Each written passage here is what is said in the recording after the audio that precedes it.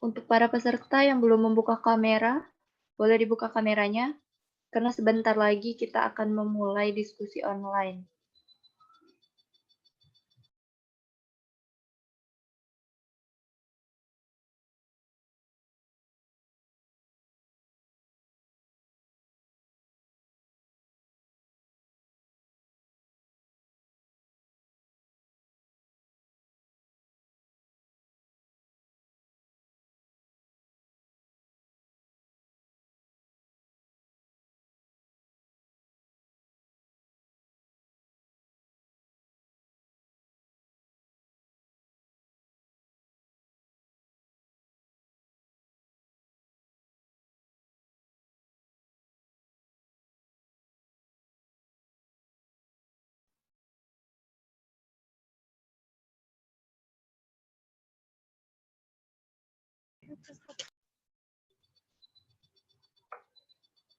Assalamualaikum warahmatullahi wabarakatuh.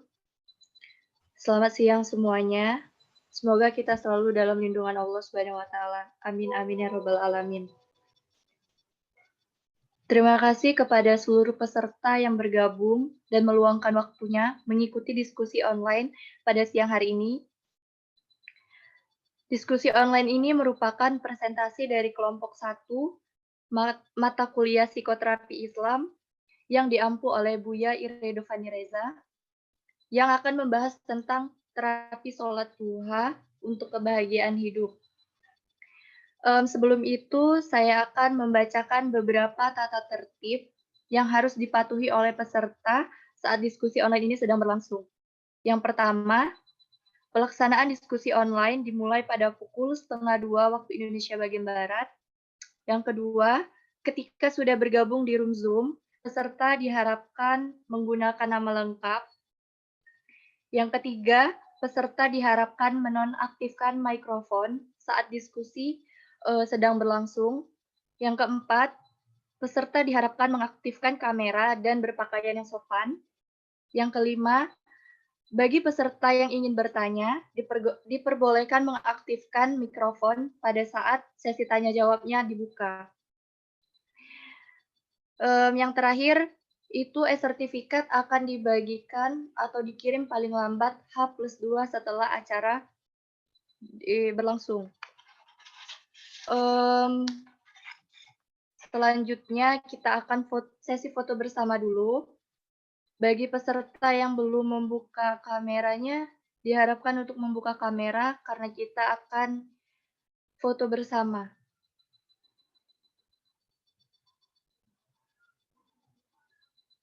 Bagi peserta yang belum membuka kamera, boleh dibuka kameranya dulu.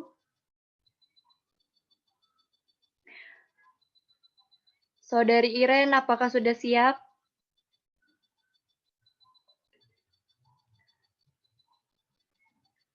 Oke, kita foto. 1, 2, 3.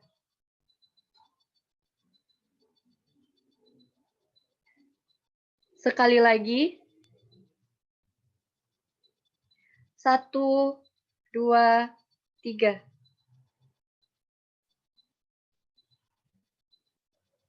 Sudah selesai? Oke. Selanjutnya, pembacaan tilawah yang akan dibacakan oleh Saudari Iren Pris. Kepada Saudari Iren Pris, saya persilakan. Baik, terima kasih pada moderator. Apakah suara saya terdengar jelas?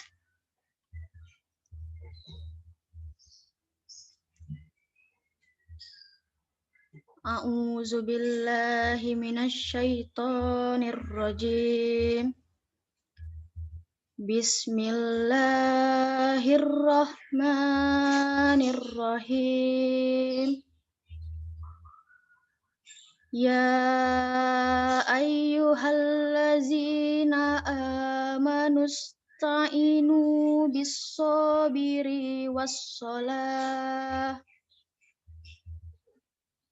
Innallaha ma'as-sabirin. Wala taqulu liman yuqtalu fi sabilillahi amwat bal ahya'u walakin la tash'urun. Walanabluwannakum bisyai'im minal khawfi wal ju' wa naqsim minal amwali wal anfusi was samarat wa basyiris sabirin allazina iza asabathum musibah qalu inna lillahi wa inna ilaihi raji'un. Ulaika alaihim salawatum mir rabbihim wa rahmah wa ulaika humul muhtadun. Artinya, wahai orang-orang yang beriman, mohonlah pertolongan kepada Allah dengan sabar dan sholat. Sungguh Allah beserta orang-orang yang sabar. Dan janganlah kamu mengatakan orang-orang yang terbunuh di jalan Allah, mereka telah mati. Sebenarnya mereka hidup, tetapi kamu tidak menyadarinya. Dan kami pasti akan menguji kamu dengan sedikit ketakutan, kelaparan, kekurangan harta, jiwa, dan buah-buahan. Dan sampaikanlah kabar gembira kepada orang-orang yang sabar, yaitu orang-orang yang apabila ditimpa musibah, mereka berkata, Inna lillahi wa inna ilaihi roji'un. Sesungguhnya kami milik Allah dan akan kembali kepadanya lah. Mereka itulah yang memperoleh ampunan dan rahmat dari Tuhannya, dan mereka itulah orang-orang yang mendapat petunjuk. Shadaqallahul azim.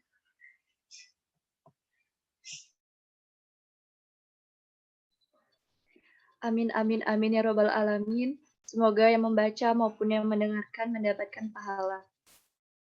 Selanjutnya kata sambutan dari Ketupel yang akan diberikan oleh Diana Aziza kepada saudari Diana Aziza. Saya persilakan.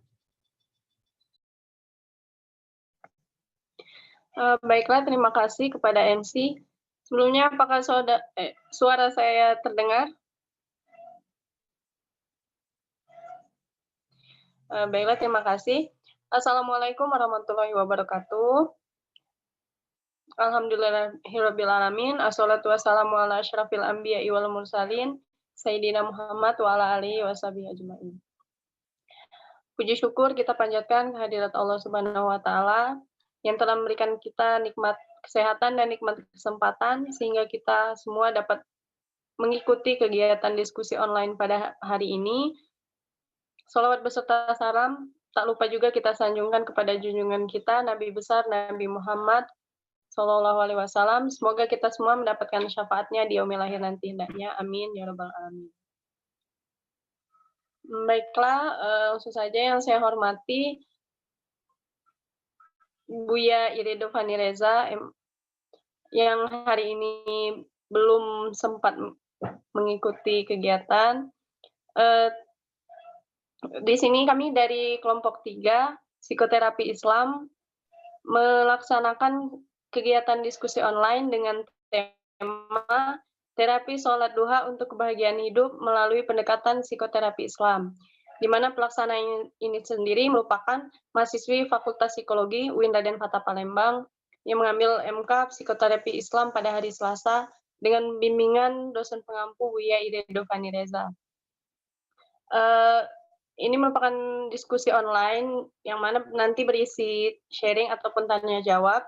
Jadi kepada seluruh peserta sangat diperbolehkan memberikan pertanyaan ataupun memberikan sharing apa saja seputar tema kita pada hari ini. Kemudian selanjutnya saya ingin mengucapkan terima kasih kepada yang pertama Buya Irido Fani Reza atas bimbingannya sehingga kami dapat melaksanakan kegiatan pada hari ini. Selanjutnya kepada rekan-rekan panitia yang telah bekerja sama untuk mensukseskan acara kita pada hari ini. Dan tak lupa juga kepada seluruh peserta yang telah meluangkan waktunya untuk mengikuti diskusi online pada hari ini. Saya rasa itu saja yang dapat saya sampaikan. Semoga acara kita hari ini berjalan dengan lancar dan kita semua mendapat berkah dan ilmu yang bermanfaat. Hendaknya amin ya rabbal alamin. Lebih dan kurangnya saya mohon maaf, pada Allah saya mohon ampun. Saya akhiri, wallahul muwaffiq ila aqwamit thoriq. Wassalamualaikum warahmatullahi wabarakatuh.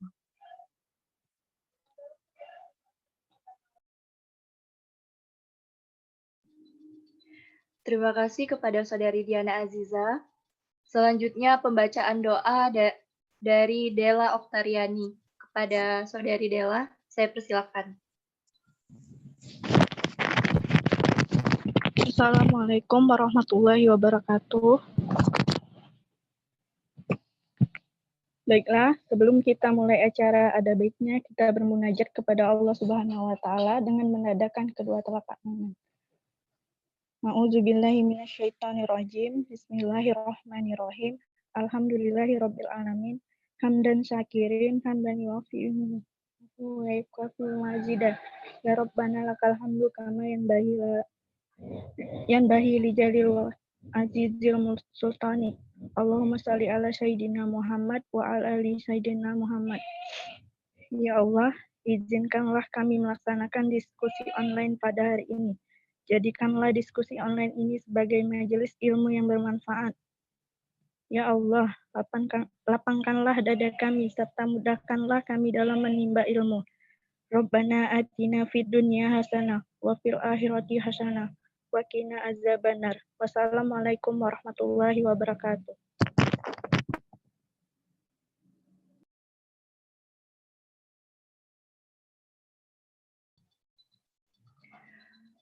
Baiklah, untuk mempersingkat waktu, kita mulai saja diskusi online pada siang hari ini yang akan dipandu oleh moderator kita, Falsa Tiara. Sebelum itu, peserta yang belum menghidupkan atau kamera boleh dihidupkan, boleh dibuka kameranya. Oke, langsung saja kepada Falsa Tiara. Waktu dan tempat saya persilakan. Baik, terima kasih moderator. Assalamualaikum warahmatullahi wabarakatuh. Selamat siang semuanya. Sebelumnya perkenalkan, saya Falsa Tiara sebagai moderator pada kegiatan kita pada siang hari ini.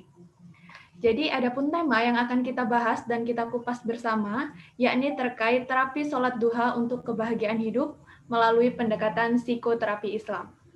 Nah, ini merupakan tema yang menarik ya rekan-rekan sekalian. Dan sebelumnya saya juga ucapkan terima kasih kepada seluruh peserta, rekan-rekan diskusi online yang telah menyempatkan waktunya untuk bisa hadir bersama. Dan tampaknya di sini telah hadir juga pemateri kita pada siang hari ini, yakni ada Saudari Irena Pris. Halo Kak Iren. Selanjutnya ada juga pemateri kita yang kedua, tampaknya sudah hadir juga, itu ada Angelingga Patricia. Halo Kak Angel. Baiklah, langsung saja untuk mempersingkat waktu, saya akan langsung membacakan CV dari para pemateri kita hari ini. Sebelumnya saya akan share screen agar bisa terlihat. Nah, apakah sudah tampil di layar rekan-rekan sekalian? Oke. Yang pertama, kurikulum fit dari pemateri kita yang pertama, nama Irena Pris, tempat tanggal lahir Pangkalan Balai 25 Oktober tahun 2000, alamat Jalan Palembang Betung, kilometer 52, Kelurahan Strio, Banyuasin 3, pendidikan sekarang yakni merupakan mahasiswa Fakultas Psikologi UIN Raden Patah Palembang. Beliau merupakan penerima beasiswa bidik misi tahun 2018 dan beliau merupakan anggota SHA Sriwijaya Hypnopreneur Association. Dan moto hidup beliau adalah jadilah manusia yang baik, budi pekerti dan bermanfaat bagi orang lain. Adapun CV dari pemateri kita yang kedua itu nama Angelingga Patricia, tempat tanggal lahir Pangkal Pinang, 20 Oktober tahun 2000. Pendidikan sekarang merupakan mahasiswi Fakultas Psikologi semester 5 UIN Raden Patah Palembang. Organisasi yakni Divisi Pengembangan Organisasi DEMOK Fakultas Psikologi periode 2019-2020. Itu tadi merupakan CV dari pemateri kita pada siang hari ini. Apakah Saudari Irena Pris sudah siap? Ya, moderator. Sudah kita mulai pemaparan materi hari ini. Baik, tampaknya Saudari Irena Pris sebagai pemateri kita yang pertama sudah siap untuk memaparkan materinya. Langsung saja kepada Saudari Irena Pris, waktu dan tempat saya persilakan. Baik, terima kasih kepada moderator yang telah memberikan kesempatan untuk saya membuka materi sharing kita pada siang hari ini. Assalamualaikum warahmatullahi wabarakatuh. Alhamdulillahirrabbilalamin. Wassalatu wassalamu ala asrofil anbiya'i wal mursalin. Wa ala alihi wa sahbihi ajma'in amma ba'du. Puji dan syukur kita panjatkan atas kehadiran Allah Subhanahu wa taala karena berkat nikmat sehat dan waktunya kita masih diberi kesempatan untuk berkumpul secara online ini untuk mengikuti seminar kita pada siang hari ini. Sholawat, ring salam tak lupa juga kita haturkan kepada Nabi Agung kita, Nabi Muhammad Shallallahu Alaihi Wasallam, beserta para sahabat, keluarga, dan pengikutnya. Di sini saya ucapkan terima kasih kepada Buya Irido Panireza sebagai dosen pengampu mata kuliah psikoterapi Islam, dan terima kasih kepada para panitia yang telah bekerja sama untuk menyukseskan diskusi online pada siang hari ini. Dan terima kasih juga kepada antusias para peserta berjumlah 25 orang yang telah bersedia meluangkan waktunya untuk mengikuti diskusi online pada siang hari ini. Baiklah, adapun sharing ilmu pada siang hari ini yang akan saya bagikan kepada teman-teman semuanya mengenai psikoterapi Islam melalui pendekatan ibadah. Psikoterapi adalah pengobatan dalam psikologis yang dimana berkaitan dengan pikiran, perasaan, dan perilaku seseorang. Psikoterapi berasal dari dua kata, yaitu psyche yang artinya jiwa, pikiran atau mental, dan terapi yang artinya penyembuhan, pengobatan ataupun perawatan. Mujib mengatakan bahwa psikoterapi memiliki berbagai istilah lainnya seperti terapi kejiwaan, terapi mental, dan terapi pikiran.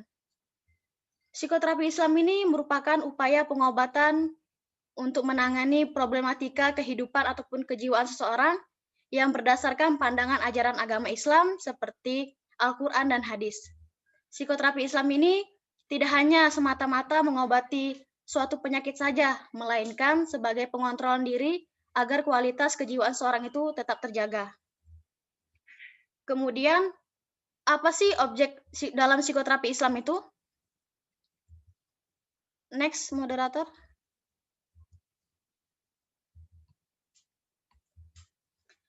Menurut Amin, dia menyatakan bahwa objek psikoterapi Islam itu adalah manusia itu secara utuh yang berkaitan dengan masalah seperti mental, spiritual, dan fisik.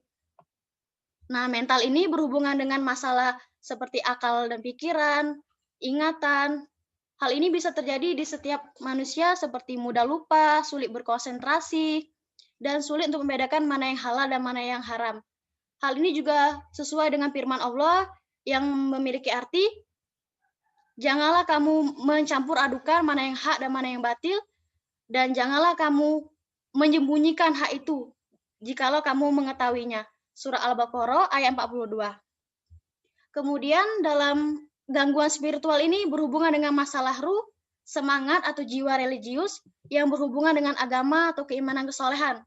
Ini seperti syirik atau menyekutukan Allah dan lemah keyakinan. Syirik ini bisa berakibat karena kedurhakaan seseorang ataupun pengingkaran dari perintah Allah. Ini juga tercantum dalam surah Al-Quran yang memiliki arti, barang siapa yang menyekutukan Allah, maka itu akan menjadi sungguh dosa yang besar ataupun berat. Nah, hal ini bisa disimpulkan bahwa Allah telah memberikan eksistensi kepada orang-orang yang berbuat syirik ini akan mengalami gangguan spiritual yang buruk ataupun rusak parah, sehingga spiritualnya akan terganggu. Kemudian gangguan yang ketiga adalah gangguan fisik. Tidak semua gangguan fisik ini dapat dilakukan pengobatannya secara psikoterapi Islam, melainkan ada dukungan dari para medis ataupun atas izin Allah. Terapi fisik ini biasanya yang paling sulit dilakukan oleh psikoterapi Islam ini adalah jika berhubungan atau yang disebabkan oleh dosa-dosa atau kesalahan para individu itu sendiri. Misalnya, dia memiliki suatu penyakit yang sudah lama dan sulit untuk disembuhkan. Padahal si individu ini telah melakukan berbagai macam cara untuk penyembuhan penyakit itu, namun tidak memiliki penyembuhan ataupun cara untuk menyembuhkannya secara cepat ataupun secara langsung. Nah, kemudian materi selanjutnya yaitu adalah praktik ibadah sebagai terapi. Untuk membersihkan para hati, para syekh dalam berbagai tariko atau tarekat sangat menganjurkan agar memperhatikan praktek yang ditetapkan oleh Allah. Oleh karena itu, diperlukan berbagai macam amalan yang dapat mendekatkan diri kepada Allah dan memalingkan kita dari keduniaan sehingga kita tidak terlalu disibukkan oleh mengurusnya. Nah, menunaikan ibadah ini diwajibkan oleh Allah seperti sholat, puasa, zakat, dan naik haji bagi yang mampu, dan ibadah sunnah lainnya seperti zikir, doa, dan tilawah Quran. Ini merupakan upaya untuk menjaga kejiwaan kita agar tetap tenang dan stabil. Beberapa bentuk terapi yang dijadikan sebagai praktek itu adalah pertama sholat, di mana Mir Wahyudi mengatakan secara harfiah sholat berarti doa ataupun sembahyang. Sholat juga memohon ampun, meminta pertobatan ataupun meminta belas kasihan dan pengharapan kasih sayang kepada Allah. Sholat ini terdiri dari 5 waktu, yaitu subuh, zuhur, asar, maghrib, dan isya. Orang yang melaksanakan sholat dengan khusyuk, dia ini ingin menemukan tujuan ataupun jalan menuju Allah, sehingga mereka sholat dengan keadaan yang khusyuk. Sholat ini juga merupakan sebagai upaya untuk menjaga ketenangan jiwa kita, karena dengan sholat kita akan mendekatkan diri kepada Allah, timbullah rasa perilaku dan perasaan yang positif sehingga kita bisa bertindak dalam penyelesaian suatu masalah. Kemudian bentuk ibadah yang kedua adalah puasa. Menurut Syekh Abdul Qadir Al-Jailani, puasa terdiri dari puasa yang disyariatkan dan puasa batin. Puasa yang disyariatkan ini berarti menahan makan dan minum serta menahan diri dari berhubungan intim suami istri dari terbit matahari hingga terbenam. Sedangkan puasa batin ini adalah puasa yang dilandaskan dengan perbuatan psikologis seperti alat indera kita dan pikiran kita agar tidak tercela dari pikiran yang kotor ataupun pikiran yang tercela. Nah, puasa ini merupakan teknik terapi yang sangat ampuh dalam sebuah penelitian di mana setelah kita menjalankan puasa, ini kita akan mengalami detoksifikasi alami, di mana selama puasa kita akan mengeluarkan racun-racun di dalam tubuh yang selama ini tertumpuk, sehingga menyebabkan banyak gangguan ataupun penyakit. Dengan puasa, racun-racun ini akan dikeluarkan melalui mekanisme pembersihan diri, seperti melalui mimisan, kencing, ataupun diare, dan sebagainya. Kemudian ibadah yang ketiga adalah ibadah zikir. Nah, zikir ini merupakan bentuk ibadah yang mudah dilakukan. Tidak seperti ibadah lainnya yang ditentukan oleh waktu dan ketentuan lainnya. Menurut Ibnu Abbas, zikir ini dapat dilakukan dimanapun dan kapanpun kita bisa melakukannya. Nah, zikir ini memiliki arti bahwa artinya adalah zikir al-zikir yang mengartikan bahwa kita mengingat Allah dan hanya mengingat Allah kita akan memiliki penjagaan dan pengawasan dari Allah Subhanahu wa taala. Orang yang tidak berzikir sama saja orang yang melupakan Allah, dan orang yang melupakan Allah adalah orang yang sama-sama orang yang melupakan dirinya sendiri. Jika seorang individu telah melupakan dirinya sendiri, maka dia akan mudah untuk terjangkit ataupun terpengaruh oleh gangguan-gangguan lainnya seperti gangguan kejiwaan ataupun gangguan fisik lainnya. Next. Materi terakhir ini adalah tentang fungsi psikoterapi Islam. Fungsi yang pertama adalah fungsi pemahaman, di mana dalam fungsi ini memiliki potensi untuk memberikan pengertian dan pemahaman kepada manusia dan problematikanya untuk mengobati ataupun mencari solusi dalam pengobatan yang dilakukannya. Nah, dalam psikoterapi Islam ini, fungsi pemahaman ini juga dicantumkan dalam Al-Quran karena sebagai sumber yang penting, benar dan suci untuk menyelesaikan masalah kehidupan. Kemudian fungsi kedua adalah fungsi pengendalian atau kontrol.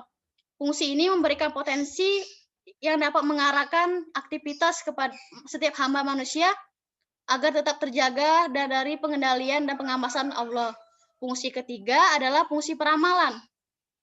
Fungsi peramalan ini berpotensi untuk menganalisis ataupun mencari analisis kegiatan ataupun proses ke depannya, misalnya kejadian, peristiwa, ataupun pengembangan. Fungsi yang keempat adalah fungsi pengembangan. Fungsi ini adalah berpotensi untuk mengembangkan studi keislaman kita atau ilmu keislaman kita, sehingga kita mampu mengetahui masalah dan seluk-beluknya dari gangguan yang kita alami ataupun sejenisnya. Nah, hal ini bisa terkait dari problematika ketuhanan atau masalah kehidupan kita sendiri. Kemudian fungsi terakhir adalah fungsi pendidikan. Nah, fungsi pendidikan ini gunanya adalah untuk meningkat kualitas sumber daya manusia. Misalnya, dari keadaan yang tidak tahu menjadi tahu, dari keadaan yang buruk menjadi baik, dan dari keadaan yang telah baik menjadi lebih baik lagi. Mungkin itu saja sharing ilmu hari ini. Saya kembalikan kepada moderator.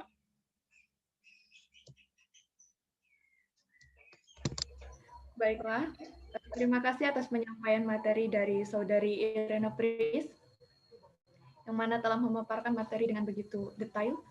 Saya ingatkan kepada seluruh peserta, apabila sudah ada ide-ide atau pertanyaan-pertanyaan yang muncul setelah pemaparan materi tadi, boleh sekali untuk menuliskannya di room chat, karena nanti saya akan membuka sesi tanya-jawab setelah seluruh materi selesai. Baiklah, langsung saja. Untuk pemateri selanjutnya, yakni ada Saudari Angelingga Patricia, yang akan menyampaikan terkait terapi sholat duha untuk kebahagiaan hidup. Kepada Saudari Angelingga, apakah sudah siap? Ya, siap. Baik, terima kasih. Kepada Angelingga Patricia, waktu dan tempat saya persilakan. Baiklah, sebelumnya apakah suara saya terdengar dengan jelas?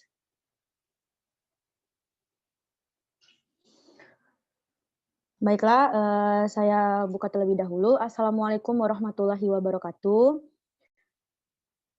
Semoga kalian yang telah hadir dalam diskon pada siang hari ini mendapatkan banyak ilmu yang bisa kalian serap dari diskon pada siang hari ini. Mungkin langsung saja untuk materi selanjutnya, yaitu terapi sholat duha untuk kebahagiaan hidup. Next. Pengertian sholat. Sholat sebagai suatu ibadah memiliki tata cara tersendiri. Sholat duha merupakan salah satu bentuk sholat sunnah yang dianjurkan oleh Rasulullah SAW. Sholat duha dilakukan sekitar pukul 7 sampai pukul 11. Dalam hal ini, biasanya sholat duha itu yang paling bagus itu sekitar pukul 9 atau pukul 10 pagi. Next. Adapun manfaat sholat duha. Yang pertama, membangun motivasi. Mengapa demikian? Karena jika kita sholat duha itu akan mendorong semangat dan juga kesegaran dan juga kebugaran tubuh untuk menjalankan sholat duha. Selanjutnya yang kedua, mendatangkan rezeki dan membuat lebih bersemangat dalam bekerja. Dalam sholat duha, di mana kita sebelum kita memulai aktivitas ataupun memulai suatu pekerjaan, tentunya kita bisa meminta ridho dulu terlebih dahulu kepada Allah. Nah, dengan cara sholat duha. Yang ketiga, memperoleh hidayah dari Allah. Dan agar segala sesuatu yang kita kerjakan itu mendapat hidayah, alangkah baiknya kita meminta terlebih dahulu kepada Allah Subhanahu wa Ta'ala.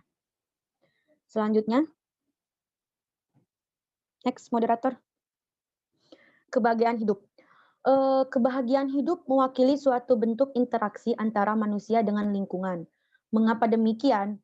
Jika kita merasa bahagia, kita bahagia itu bukan hanya tentang manusia ataupun tentang lingkungan, tapi kedua hal itu tuh adalah hal yang sangat berkaitan.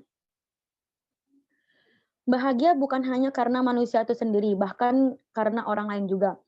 Ketika kita merasa bahagia, kita bahagia bukan hanya untuk diri kita sendiri, karena kita merasa senang kita bisa bahagia. Tentu ada faktor lain atau faktor pendukung, yaitu dari orang lain yang bisa membuat kita bahagia. Dengan kebahagiaan hidup akan menjadi mudah dan juga merasakan hal yang bersifat positif. Biasanya kebanyakan orang jika sudah merasa bahagia, merasa senang, hal-hal yang positif itu akan selalu terpancar di dalam dirinya, seperti mukanya yang cerah, dan juga pola pikirnya yang bagus, psikologisnya yang tenang, tidak merasa stres, tidak merasa depresi. Biasanya orang-orang yang merasa bahagia itu hidupnya akan damai dan tentram. Next. Nah, sholat duha untuk kebahagiaan hidup. Sholat duha untuk kebahagiaan hidup bisa menjadi sholat duha itu bisa menjadi kebahagiaan hidup karena sholat duha ini membuat hati menjadi lebih damai dan tentram. Biasanya setiap orang yang merasa resah, gelisah, jika dia sholat, mengambil wudhu aja itu udah bikin pikiran tuh udah bikin jadi tenang, lebih damai, lebih seolah-olah masalah itu terangkat satu persatu. Dan juga ketika kita melakukan sholat dan meminta ridho kepada Allah dan meminta petunjuk ataupun jalan dengan cara sholat, maka Allah itu akan membantu kita dengan hal yang tidak terduga. Dalam hal ini tidak terduga itu ya tidak seperti yang kita bayangkan. Misal kita meminta A, tiba-tiba Allah tuh bakal ngasih bukan cuman A saja, bahkan hal yang tidak kita bayangkan tuh juga bisa dikasih sama Allah Subhanahu wa Ta'ala. Selain itu, keuntungan dari sholat duha ini juga memperlancar rezeki. Nah, untuk teman-teman yang biasanya nih mungkin yang lagi pusing, yang lagi punya banyak beban, itu bisa dengan cara sholat duha itu bisa memperlancar rezeki kita. Biasa kan manusia itu kalau udah ngedet sama yang namanya ekonomi, rezeki itu kan pasti pikirannya itu kan kayak stres, depresi, bingung, kebingungan kan mau cari uang di mana, mau gimana. Nah, itu kita tuh bisa meminta sama Allah, "Ya Allah, lancarkanlah rezeki saya pada hari ini dan semoga saja saya selalu diberi keberkahan." Insya Allah itu bakalan dengerin apa yang kita ucapin, kayak gitu. Selanjutnya, bahkan sholat duha bertujuan untuk menopang kebahagiaan hidup dan juga kesejahteraan psikologi seseorang.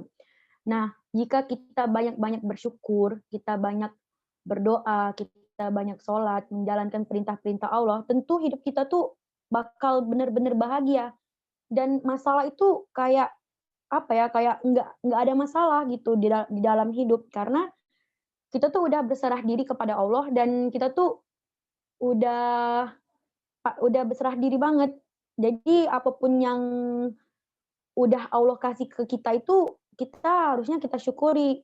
Karena kalau dengan kita bersyukur tuh hidup kita tuh lebih jauh lebih tenang dan lebih damai. Dan juga, kita tuh nggak ngerasa stres. Misal nih, kan kebanyakan nih, kita itu muda-mudi nih, merasa ada masalah sedikit kan langsung kayak stres kan, kayak udah kayak, "Ih, masalahku banyak banget ya. Ih, aku lagi pusing banget. Ih, aku lagi ini banget." Padahal sebenarnya itu tuh hanya dalam pikiran kita saja. Mengapa demikian? Karena kita tuh udah jauh nggak nginget Allah. Coba kalau misalnya kita punya masalah terus kita tuh ngadu sama Allah, insya Allah masalah kita tuh selesai, kayak nggak ada masalah lagi. Bahkan, jika kita tuh mau curhat nih, kan biasa kan kalau misalnya lagi ada masalah tuh kan curhat. Nah, kita tuh salah tempat curhat, bukannya malah membuat kita tuh bahagia, tapi malah nambah nambah beban. Misal nih kita cerita tentang hal yang tertutup, kita cerita sama teman kita, terus teman kita tuh cerita lagi sama teman-teman yang lain. Itu kan bukannya nambah baik, itu kan nambah buruk. Coba kita ceritanya sama Allah sambil sholat kan, sambil sholat duha ataupun sholat 5 waktu. Itu tuh, rasanya tuh beda, kayak plong gitu, udah plong, terus Allah tuh juga denger, nggak tidur, kayak gitu. Mungkin itu saja pemaparan materi dari saya, mungkin nanti dilanjutkan dengan ada yang ingin sharing session tentang pengalaman sholat duha mereka untuk kebahagiaan hidup mereka. Saya kembalikan kepada moderator. Terima kasih. Baik, terima kasih Saudari Angelina Patricia atas penyampaian materinya. Baiklah, di sini saya akan membuka sesi tanya jawab terlebih dahulu.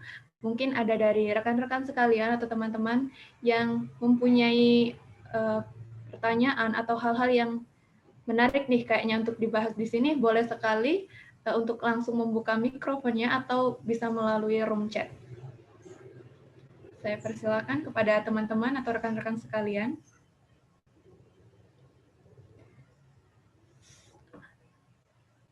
Baiklah, selagi kita menunggu dari rekan-rekan atau teman-teman sekalian yang mempunyai pertanyaan-pertanyaan menarik, saya akan membuka juga sesi sharing antar kita, yakni bisa terkait pengalaman atau hal-hal yang ingin dibahas nih. Untuk di sini boleh sekali terkait sholat duha ini, atau ada nih pengalaman dari teman atau bahkan kerabat yang menarik terkait sholat duha atau tema kita pada siang hari ini, boleh sekali untuk membuka mikrofonnya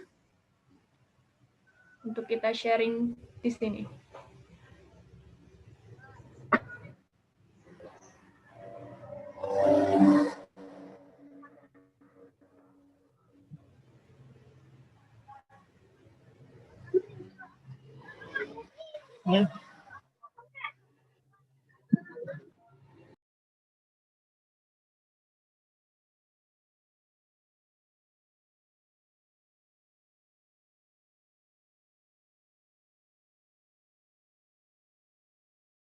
Baik, di room chat ada masuk nih pertanyaan, saya bacakan ya. Dari Tika Andriani, mahasiswi UIN Wali Songo Semarang. Wah, jauh nih. Pertanyaannya, dari ketiga gangguan yang dialami manusia seperti mental, spiritual, dan fisik itu, manakah dari ketiga itu yang memiliki penyembuhan yang utama dalam psikoterapi Islam? Bagaimana pemateri? Apakah bisa dijawab pertanyaan dari Saudari Tika ini? Atau dari rekan-rekan panitia atau Mungkin yang dikumpulkan lainnya dulu, ingin... moderator. Mungkin dikumpulkan Ya, dulu. kumpulkan. Baik, kita tampung ya pertanyaan dari Saudari Tika. Terima kasih sebelumnya. Kepada rekan-rekan yang lainnya, saya persilakan. Wah, antusias sekali nih. Ada lagi pertanyaan masuk nih. Dari Saudari Ismi Hana, izin bertanya. kepada pemateri pertama.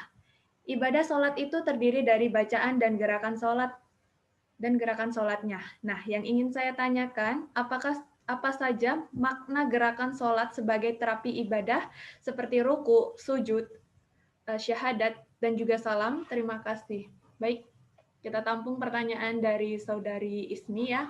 Nanti akan dijawab oleh rekan-rekan pemateri kita.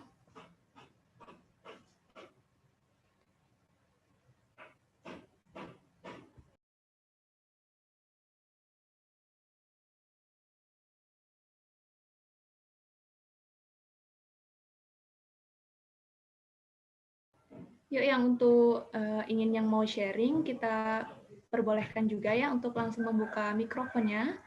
Sharing terkait pengalaman atau hal-hal yang menarik seputar tema kita hari ini sangat diperbolehkan.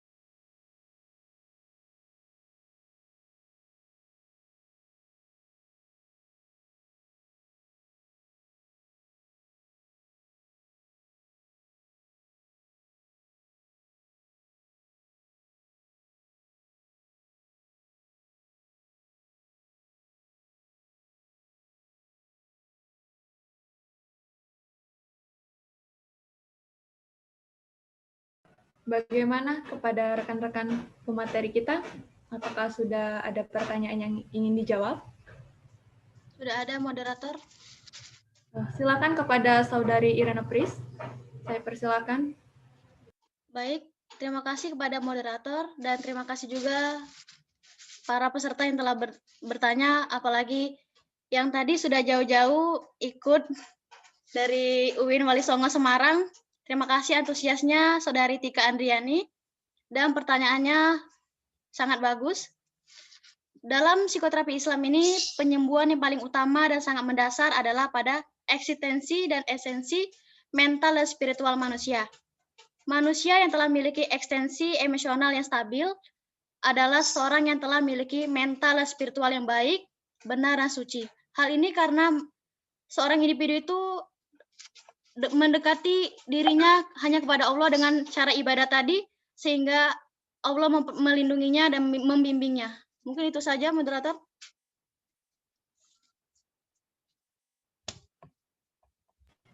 Baik, terima kasih Saudari Iren. Bagaimana kepada Saudari Tika yang bertanya tadi, apakah sudah cukup jelas dan bisa dipahami? Atau dari teman-teman dan rekan-rekan sekalian yang lain, sangat diperbolehkan di sini untuk menambahkan atau menyanggah dari pertanyaan yang telah ada. Bagaimana Saudari Tika, apakah sudah cukup jelas? Baik, cukup jelas. Baiklah, terima kasih pada Saudari Tika.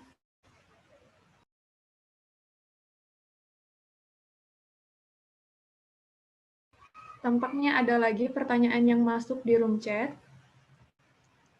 Moderator, izin menjawab pertanyaan Saudari Ismi tadi.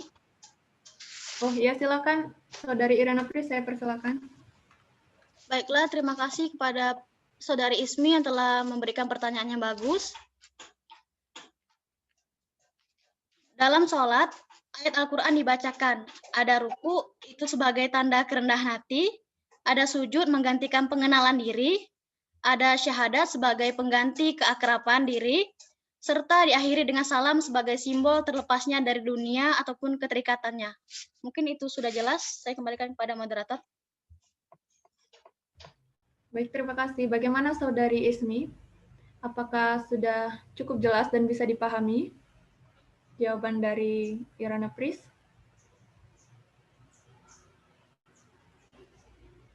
Kepada Saudari Ismi. Baik, terima kasih.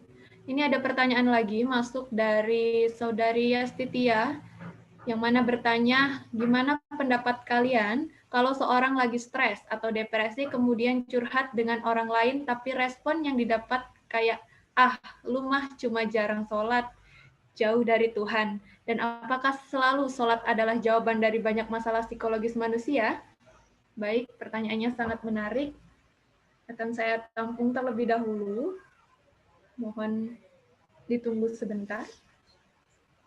Moderator, saya ingin mencoba untuk menjawab pertanyaan dari Yastitia. Ya, dipersilakan kepada Saudari Angelingga. Pendapat kalian kalau seorang lagi stres atau depresi kemudian curhat dengan orang lain tapi responnya dapat kayak lu mah cuma jarang sholat, jauh dari Tuhan. Apakah sholat adalah jawaban dari banyak masalah? Sebetulnya dengan kita banyak masalah itu kan, masalah itu adalah sarana kita untuk dekat dengan Tuhan, ya kan? Kebanyakan orang jika tidak dekat itu pasti beda. Maksudnya tuh beda dalam artian tuh biasanya muka itu lebih kusut, lebih banyak masalah, lebih banyak lebih banyak masalah. Dan juga sholat itu bukan cuman hanya sebagai sarana sebetulnya. Tapi masih juga balik ke individunya masing-masing. Jika dia bisa backup ataupun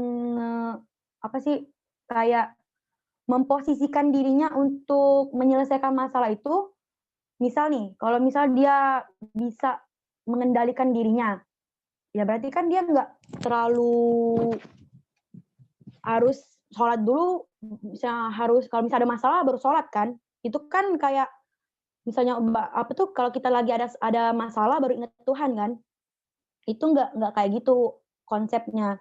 Tapi biasanya saya pernah dengar tuh ketika Tuhan itu menguji, berarti Tuhan itu tuh ketika kita tuh lagi banyak masalah, berarti Tuhan tuh ingin ingin kayak, ayo sini curhatnya tuh ke Tuhan dengan cara sholat, seperti itu mungkin. Mungkin ada teman-teman yang mau menambahkan. Saya kembalikan kepada moderator. Baik, terima kasih Saudari Angelingga. Saya persilakan kepada rekan-rekan sekalian yang ingin menambahkan jawaban atau menyanggah dan lain sebagainya. Silakan buka mikrofonnya. Izin moderator, saya ingin menambahkan. Baik, saya persilakan kepada Saudari Diana Aziza. Baik, pertanyaan dari Saudari Yastitia tadi kan. Nah, kalau menurut pendapat saya sendiri, pendapat kelompok kami, itu kalau ada masalah itu kenapa Allah memberikan masalah dan jawaban sebagian orang itu, kamu cuman jarang sholat, jauh dari Tuhan, seperti itu. Ini ada satu ayat yang mengatakan bahwa yang artinya orang-orang yang beriman dan hati mereka menjadi tentram dengan mengingat Allah, ingatlah hanya dengan mengingat Allah lah hati menjadi tentram. Ayat Al-Qur'an surat Ar-Ra'd ayat 28. Nah, dari pengertian ayat ini sendiri kita dapat menafsirkan bahwa dengan mengingat Allah maka hati kita akan menjadi tentram. Namun memang tidak semua masalah psikologis itu kalau baru sekali kita sholat itu langsung terselesaikan. Itulah mengapa Allah menganjurkan 5 waktu untuk sholat, itu agar kita terus-terusan mengingat Allah. Selain sholat kan kita juga diperintahkan untuk selalu berzikir, bersolawat, itu kan juga cara untuk mengingat Allah dan selalu mendekatkan diri kepada Allah. Memang tidak secara langsung masalah yang kita hadapi itu langsung terselesaikan seperti itu. Tapi pasti ada saja jalan yang ditunjukkan oleh Allah setelah kita berserah diri kepadanya. Mungkin dihadirkan seorang teman yang tiba-tiba memberikan solusi. Saat kita bercerita, dia langsung memberikan solusi yang ternyata bisa meringankan beban kita. Seperti itu. Mungkin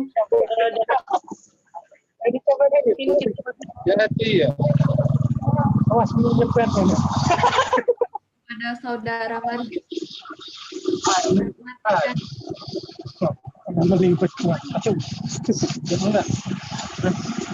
Jadi diingatkan pada peserta untuk mematikan mikrofonnya.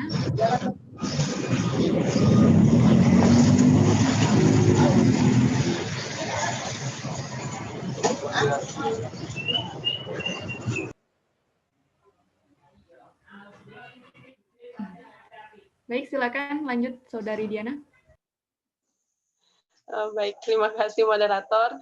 Nah, jadi kan memang tidak secara langsung masalah kita itu tadi dapat terselesaikan, tapi pasti Allah itu akan selalu memberikan jalan, entah itu dari langsung ketentraman hati kita, tapi yang paling pasti dan paling positif itu setelah kita dengan mengingat Allah menuju cara sholat, itu seperti kata pemateri tadi, Saudari Angelingga, itu saat kita mulai dari berwudu, itu kita mendapatkan ketentraman, seperti itu. Apalagi setelah kita melaksanakan sholatnya itu sendiri. Baiklah, sekian dari saya. Saya kembalikan kepada moderator. Baik, terima kasih banyak kepada Saudari Diana atas tambahannya. Bagaimana nih Saudari yang bertanya tadi, siapa ya? Yastitia. Kepada Saudari Yastitia bagaimana? Apakah sudah cukup jelas?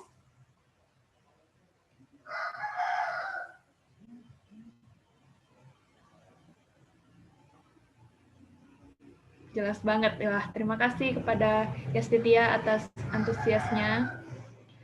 Selanjutnya saya buka nih sesi sharing kepada rekan-rekan sekalian yang memiliki pengalaman ataupun hal-hal yang menarik yang perlu kita bahas bersama di sini terkait tema kita hari ini sangat diperbolehkan. Silakan langsung saja membuka mikrofonnya. Atau dari panitia sendiri juga diperbolehkan. Jika ada yang ingin sharing terkait pengalaman ataupun hal-hal yang terkait tema kita hari ini.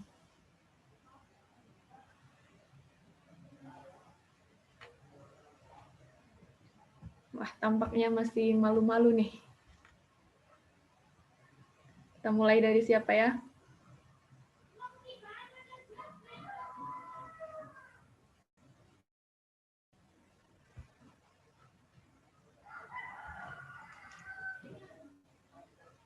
Moderator, saya izin sharing mengenai pengalaman saya. Ya, kepada Saudari Irana Pris, diperbolehkan. Silakan. Ya, memang benar jika kita khusyuk dalam segala ibadah seperti sholat 5 waktu dan juga ibadah sunnah lainnya seperti pemateri kedua tadi yang menjelaskan bahwa sholat duha itu sebagai terapi untuk kebahagiaan hidup. Itu memang benar dan saya pernah mengalaminya. Itu ceritanya awalnya dari ya mulai SMA itu di mana kami di sekolah kami itu menerapkan setiap paginya untuk melaksanakan sholat duha sebelum memulai pelajaran. Nah, hal ini ya berdampak bagi ketenangan ataupun menghilangkan kecemasan untuk melaksanakan ataupun mengikuti pelajaran di kelas nantinya. Ya, menurut saya terapi sholat duha itu adalah sangat efektif selain dari terapi sholat wajib tadi. Karena dengan sholat duha kita menjadi lebih dekat kepada Allah dan memohon kemudahan, baik itu mudah dalam mengerjakan tugas ataupun mudah untuk menyerap ilmu yang akan kita dapat nanti pas masuk kelas nanti. Mungkin itu saja moderator sharing saya. Baik, terima kasih kepada Irana Pris yang telah sedikit sharing nih dengan kita semua. Kepada peserta tadi yang membuka mikrofonnya, masih ada nggak ya di room Zoom ini? Kayaknya antusias sekali ya, mana tahu mau sharing juga kan terkait pengalamannya. Kepada Marjun, Saudara Marjun tadi antusias sekali untuk membuka mikrofonnya. Kemana ini? Atau ada dari rekan-rekan sekalian yang lainnya? Saya persilakan nih jika ada yang masih ingin sharing atau ada masalah yang kayaknya cocok nih dibahas di sini, boleh banget untuk langsung membuka mikrofonnya.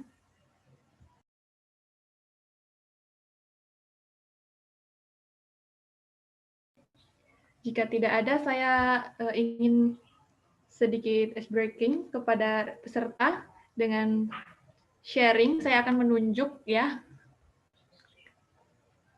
kepada saudari Hopipa. Apakah ada? Hopipa bisa menghidupkan mikrofonnya. Halo saudari Hopipa.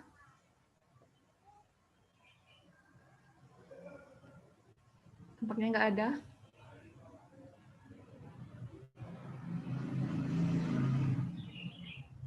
Kepada panitia yang Halo. Aktif nih Hopipanya. Hopipa, ada nggak nih hal yang ingin di-sharing nih kepada kita semua di sini?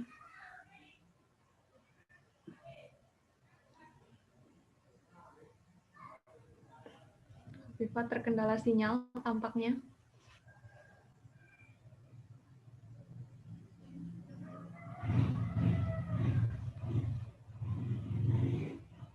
Atau dari rekan-rekan yang lainnya?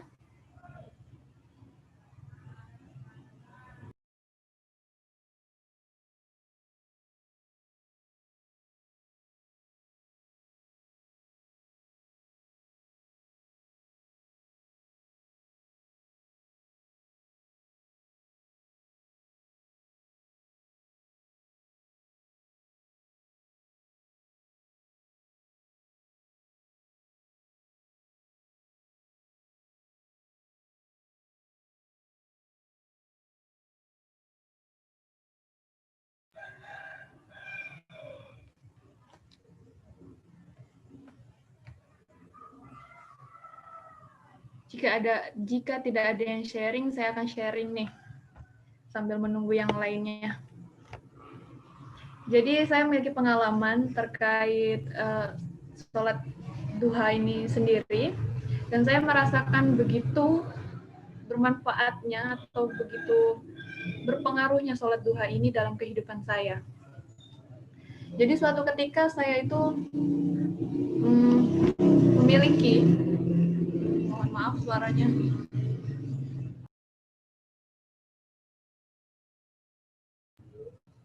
suatu ketika saya itu berada di suatu titik memiliki masalah yang ya cukup berat bagi saya. Di situ saya dibingungkan akan beberapa hal, dan itu membuat saya tuh berada di posisi yang sangat down lah, ibarat bahasa kita ya. Tapi di sisi lain saya dipertemukan dengan teman yang menurut saya itu sangat positif ya. Saya dipertemukan dengan teman tersebut, saya berasa sangat beruntung saya bertemunya di posisi saat itu. Karena saya merasa ketika bertemu dengan orang itu, itu adalah waktu yang tepat saya dipertemukan dengan beliau. Jadi teman itu berasal dari pondok, dan dia selalu mengingatkan saya setiap pagi, katanya, Sah, sesibuk apapun kamu, sempatkanlah untuk sholat duha 2 rakaat aja, katanya. Saya tahu kamu saat ini ada banyak masalah, kata teman tersebut. Dan saya tuh awalnya yang kayak belum bisa rutin ya melaksanakan sholat duha tersebut, tapi ketika teman saya tersebut mengajak dari caranya yang lembut, perlahan, dan dia selalu mengingatkannya rutin setiap pagi dan selalu mengajak saya, akhirnya saya tergerak hati saya untuk melaksanakan sholat tersebut. Ternyata dampaknya itu saya rasakan, di mana saya perlahan mulai merasakan ketenangan, seperti kebahagiaan, perasaan lebih damai lah daripada sebelum-sebelumnya ketika saya rutin melaksanakan sholat tersebut. Jadi bagi saya sholat duha itu ya nggak hanya sholat duha sebenarnya, tapi sholat duha ini yang berpengaruh juga dalam kebahagiaan yang saya rasakan.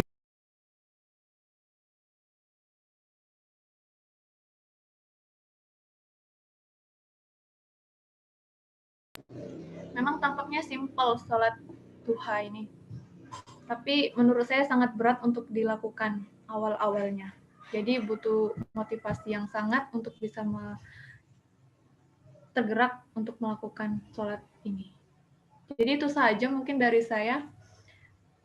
Saya kembalikan lagi kepada peserta yang lain apabila ada lagi yang ingin sharing, bertukar pendapat, dan lain sebagainya terkait tema, saya persilakan untuk membuka mikrofonnya.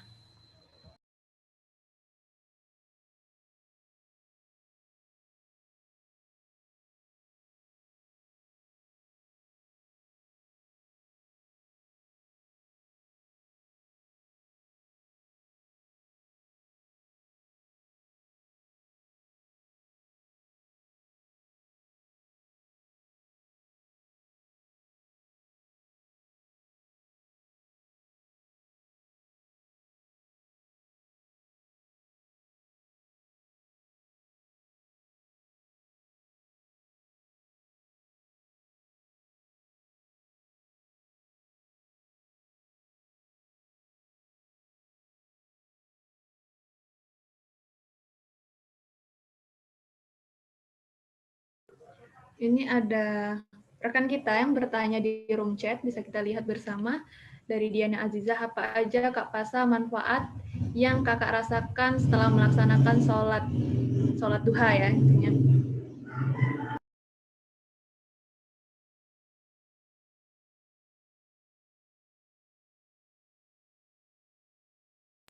Baik, terima kasih Saudari Diana. Kalau menurut saya pribadi, manfaat yang saya rasakan yang pertama itu ketenangan. Pastinya perasaan damai, seperti beban itu satu persatu tuh mulai berkurang seperti itu. Itu yang saya rasakan pertama melakukannya. Selanjutnya, setelah saya merasakan kedamaian, ketenangan, saya juga merasakan kok setelah saya rutin melakukan sholat duha ini kok saya bahagia gitu ya. Jadi menurut saya berpengaruh kepada keadaan mood saya ketika selesai melaksanakan sholat duha ini. Dan yang selanjutnya saya juga merasa saya tidak lagi stres. Stres di sini nih banyak pikiran atau beban-beban itu tadi kan yang menumpuk, saya sudah merasakan itu semua berkurang seperti itu. Mungkin itu saja dari saya.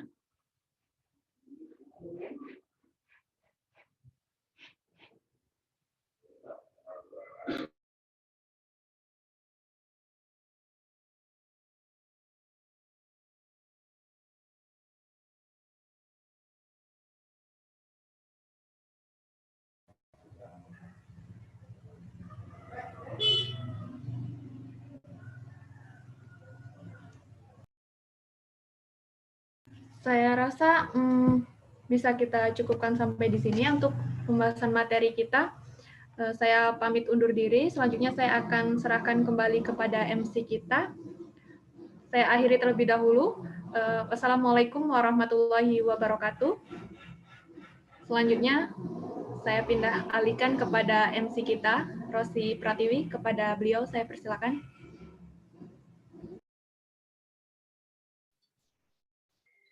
Oke, terima kasih kepada Saudari Pasatiara sebagai moderator. Sangat seru ya hari ini, kita bisa sharing, kita bisa tahu apa manfaat dari sholat duha, yang bisa buat bahagia juga.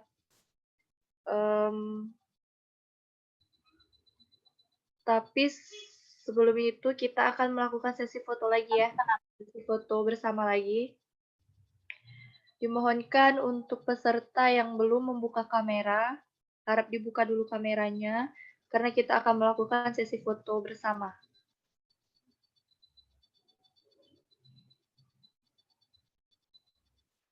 Saudari Iren, siap?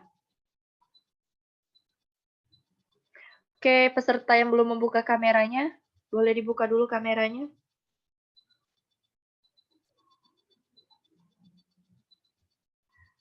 Oke, kita mulai. Saudari Iren, kita mulai.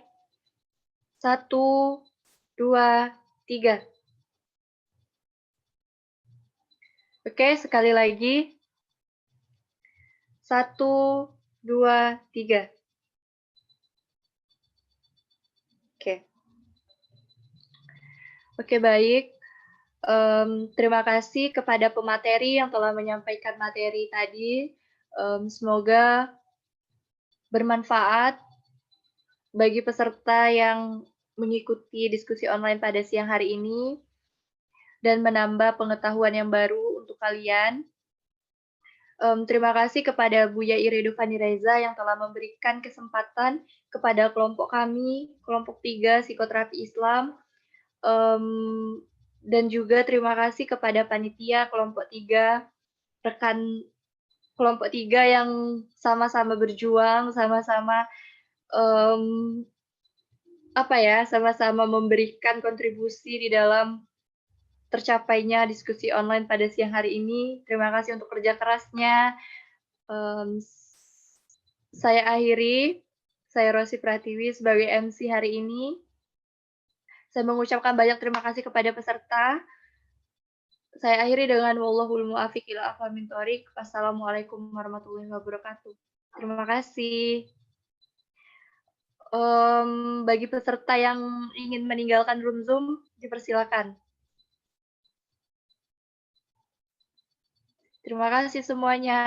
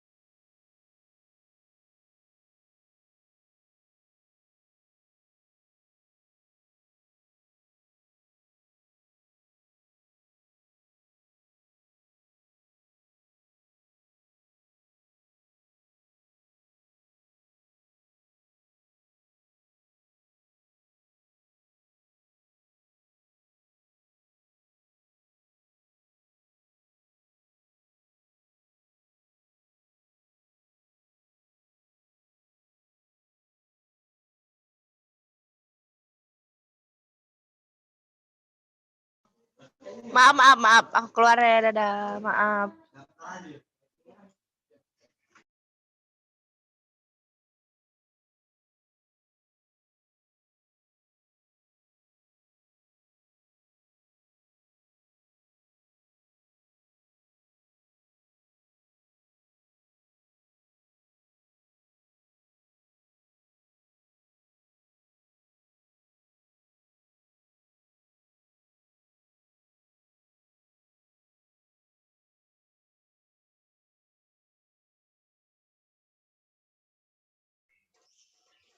Saudari Angel, tolong menyalakan kameranya.